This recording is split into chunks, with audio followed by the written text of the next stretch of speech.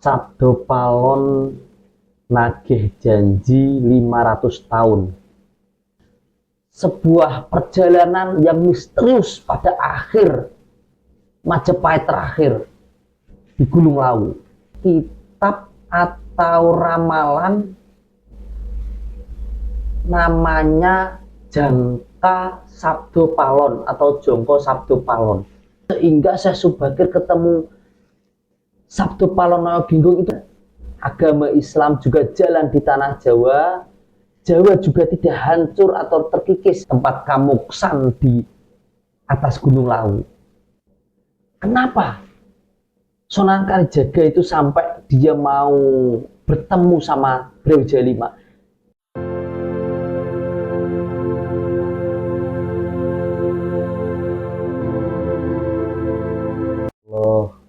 Assalamualaikum warahmatullahi wabarakatuh. Salam sejahtera bagi saudaraku semua.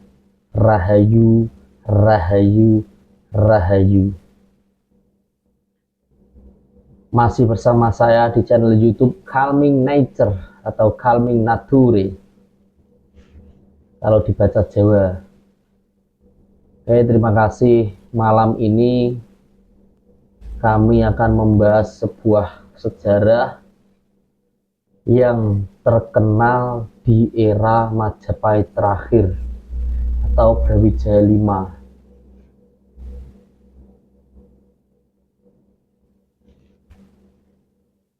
Nah, ini pasti saudaraku banyak yang penasaran. Dan ini dikenal penasehat spiritual pada era Brawijaya V. Siapa? Sabdo Palon dan Noyoginggung. Sabdo Palon nagih janji 500 tahun. Sabdo Palon itu tokoh yang sangat sakral dan dihormati di era Hindu dan Buddha pada zaman Majapahit terakhir atau dipimpin oleh Brawijaya V. Sabdo Palon dan Noyoginggung ini dulu punya nama lain, Sapu Angin dan Sapu Jagat ketika itu. Dan Sabdo Palon, kenapa dia dikatakan penasehat Brawijaya V?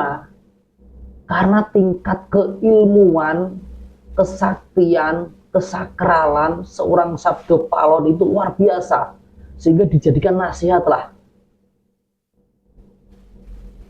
sama kerajaan.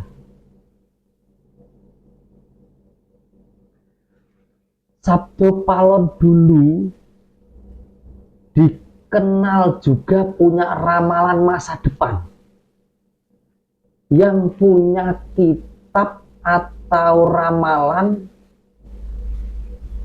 namanya Jangka Sabdo Palon atau Jongko Sabdo Palon.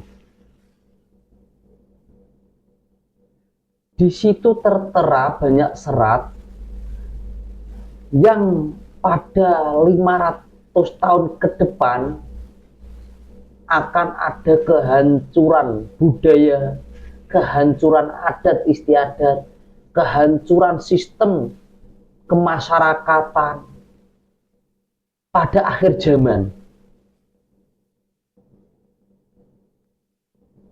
Disitulah dikatakan Sabdo Palon nagih janji, karena yaitu pada ramalannya itu 500 tahun ke depan itu ada sesuatu yang hancur di tanah Jawa.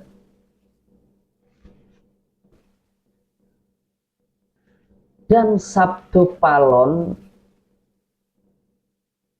dikenal sebagai Raja Jin di Gunung Tidar. Karena perjanjian-perjanjian dulu sama Syekh Subakir. Waktu Islam masuk di tanah Jawa itu ada perjanjian-perjanjian sama Syekh Subakir. Karena Syekh Subakir juga masuk di tanah Jawa itu sangat susah. Sangat susah.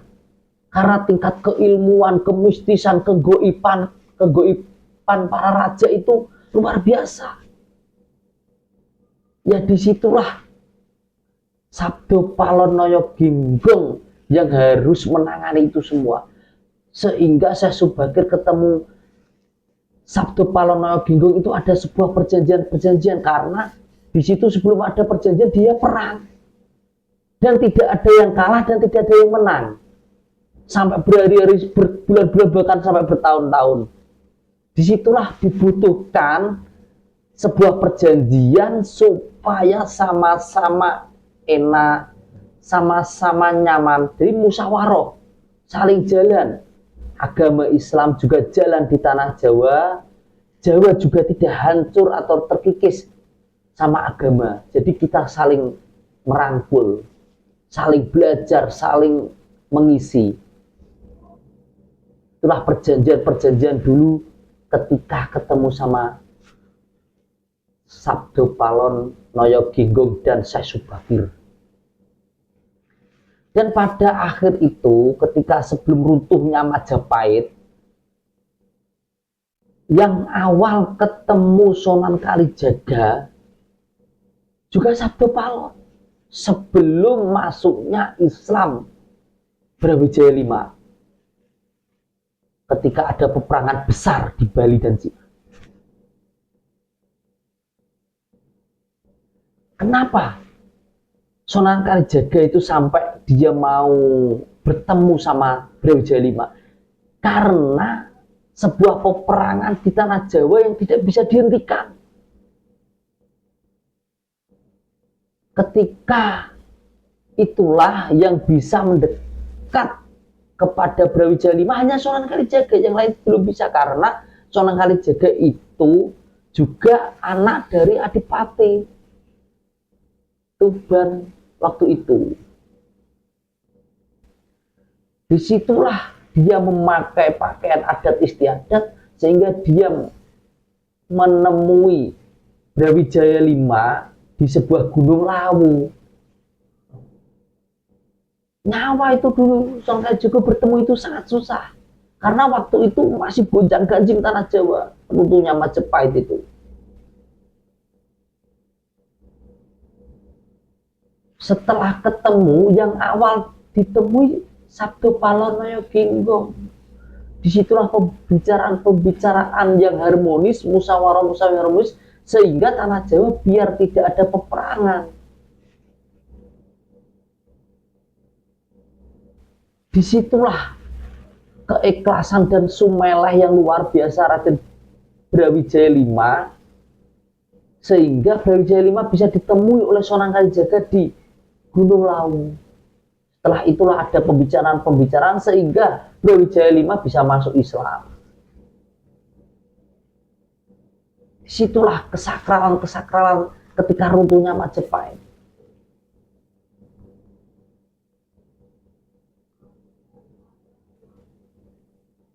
Dan disitulah setelah Brawijaya itu sudah masuk Islam, itu pengikut-pengikutnya sudah mencari jalan masing-masing. Karena Brawijaya V itu ingin menyendiri, ingin leburing kaula Gusti, ingin moksa.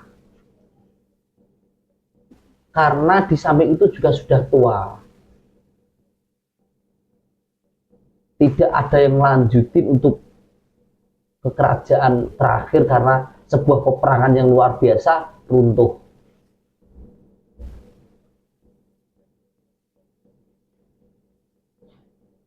Disitulah Brawijaya itu banyak-banyak petilasan, banyak tempat kamuksan di atas Gunung Lawu. Makanya Gunung Lawu itu sakral, karena disitulah sebuah saksi sebuah perjalanan yang misterius pada akhir Majapahit terakhir di Gunung Lawu. Jika teman-teman atau saudaraku yang menonton video ini ingin tahu letak Kamuksan Brawijaya V atau di saat dia menyendiri, di saat dia sudah ditinggalkan seluruh pengikut-pengikutnya, ya di Gunung Lawu.